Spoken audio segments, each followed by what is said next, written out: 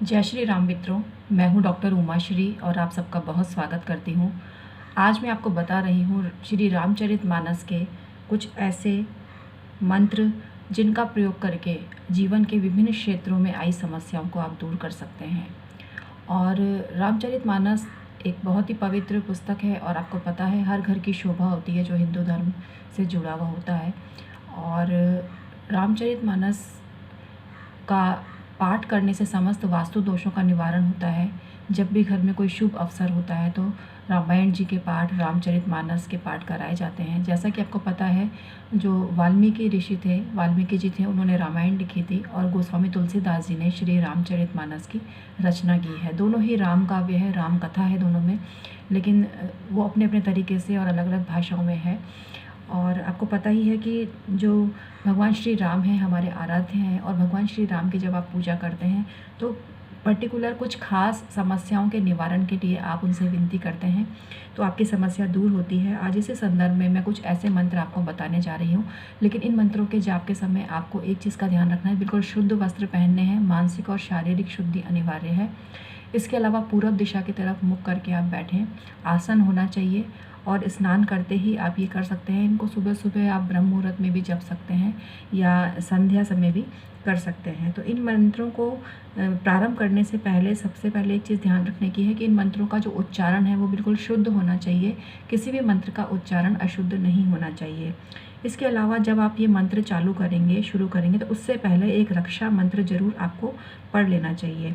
और रक्षा मंत्र सबसे पहले मैं आपको बताने जा रही हूँ, उसके बाद आपको बताऊँगी विभिन्न प्रयोजनों के लिए जो भगवान श्री राम के मंत्र हैं जो कि रामचरितमानस से उद्धृत हैं, उनको आप किस तरह से पढ़ें। तो सबसे पहले रक्षा मंत्र है जो इस प्रकार है, मामभि रक्षय रघुकुल नायक धृत वर्चाप रुचिर कर सायक।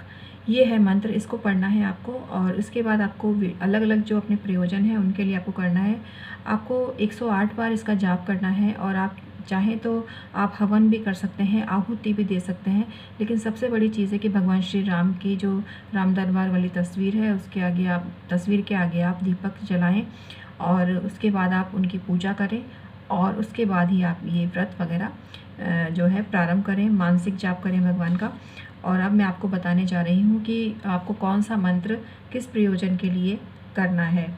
जिसको विवाह की कामना है और विवाह में देरी हो रही है तो ये आप जपें। मैं आपको बोल कर बता रही हूँ। तब जनक पाई वशिष्ठ आयसु, ब्याह साज संवारी के,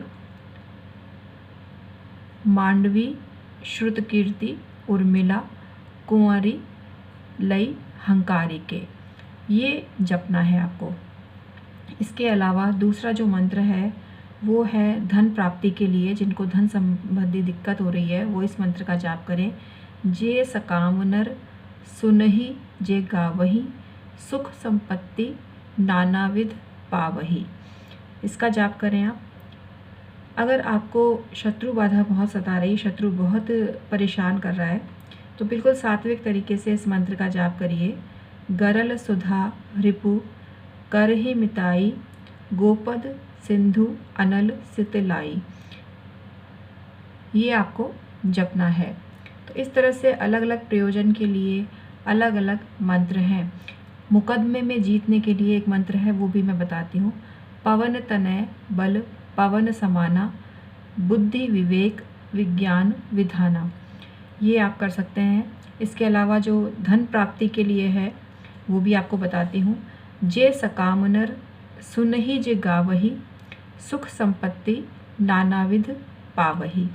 तो इस तरह से आप मंत्रों का जाप कर सकते हैं और भगवान से प्रार्थना कर सकते हैं। अगर किसी को बहुत ज़्यादा नज़र लगती है तो ये एक मंत्र बताने जा रही हूँ, इसको पढ़ा जा सकता है। श्याम गौर सुंदर दो जोरी, निरखहि छवि जननी तृण तोरी। ये आप पढ़ सकते हैं। तो अलग अलग प्रयोजन के लिए अलग अलग है और ये बहुत ज़्यादा मात्रा में है। आज मैंने संक्षेप में आपको बताने का प्रयास किया है। उम्मीद है आप इसको पसंद करेंगे और ये जानकारी आपको काफ़ी पसंद आएगी। बहुत बहुत धन्यवाद।